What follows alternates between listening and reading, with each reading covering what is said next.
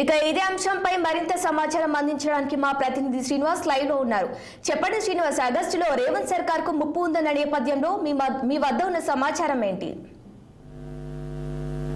శిరీష, ఏదైతే పార్లమెంట్ ఎన్నికలకు సంబంధించి ఓటింగ్ అయితే పూర్తయిందని చెప్పాలి.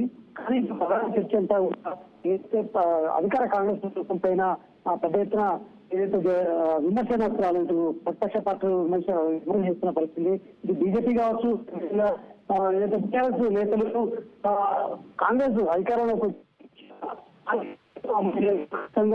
కాంగ్రెస్ ప్రజలు చూడట్లేదు. ఖచ్చితంగా కాంగ్రెస్ పార్టీ చెప్పింది. తెలంగాణ ఆగస్టు కావచ్చు, అదేవిధంగా ఇతర హామీలు ఏవైతే ఉన్నాయో హామీల అమలులో కాంగ్రెస్ విఫలమైంది. ఈ నేపథ్యంలో కూడా ఆగస్టు చక్కగా కాంగ్రెస్ కూలిపోతుందంటూ కూడా పెద్ద ఎత్తున విమర్శలు చేస్తున్నారు.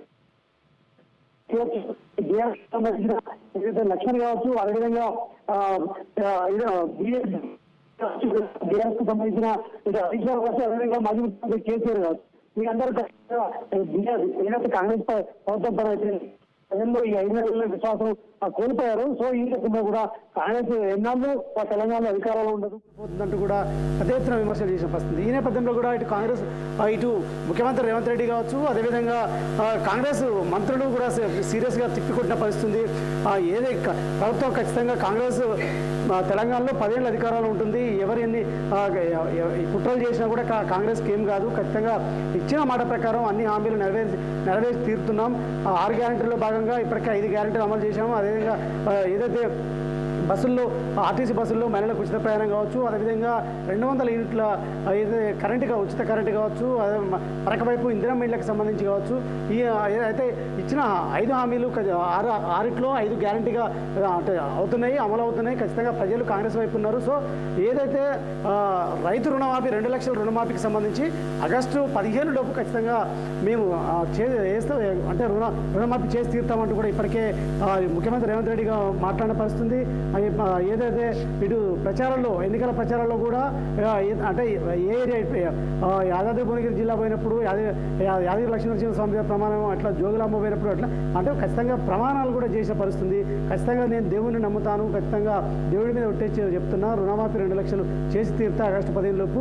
ప్రతిపక్షాలు ఎన్ని విమర్శలు చేసినా చేసి తీరుతామంటూ కూడా ఇటు సవాల్ వేసిన పరిస్థితి. మరొకవైపు బీఆర్ఎస్కి సంబంధించిన మాజీ మంత్రి కేసీఆర్ కూడా ఏదైతే ఖచ్చితంగా రుణమాఫీ ఏదైతే ఇచ్చిన హామీలు కాంగ్రెస్ నెరవేర్చట్లేదు, ఈ నేపథ్యంలో నెరవేరుస్తా అంటే ఖచ్చితంగా అది సవాల్కి సిద్ధం. ఏదైతే ఎమ్మెల్యే పదవికి రాజీనామా కూడా చేస్తానంటూ కూడా గన్ పార్క్ దగ్గరికి వచ్చి రాజీనామా పత్రాన్ని కూడా చూపించిన పరిస్థితి. ఈ నేపథ్యంలో కూడా దానికి ధీటుగా కూడా ఇటు కాంగ్రెస్ నేతలు, అదేవిధంగా కాంగ్రెస్ మంత్రులు, ముఖ్యమంత్రి రేవంత్ రెడ్డి కూడా సీరియస్గా స్పందించిన పరిస్థితి. సో ఈ నేపథ్యంలో కూడా ప్రధానంగా ఇటు అధికార కాంగ్రెస్ పార్టీపై ఇటు బీజేపీ నేతలు కావచ్చు, ఇటు బీఆర్ఎస్ నేతలు కావచ్చు ప్రధానంగా విమర్శలు చేస్తున్న పరిస్థితి. ఈ నేపథ్యంలో కూడా ప్రధానంగా తెలంగాణ వ్యాప్తంగా కూడా ఈ రకంగా ఏదైతే ప్రతిపక్షాల విమర్శలు పెద్ద ఎత్తున దుమారం రేపుతున్నాయని చెప్పొచ్చు.